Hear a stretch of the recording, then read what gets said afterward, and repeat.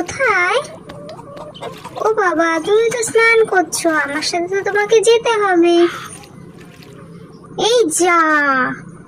দিদি দাঁড়াও, ওর এর মধ্যে কোনো প্ল্যান আছে, রাস্তায় কোনো কাটা বিছানো আছে, আমাকে আগে ভাবতে দাও।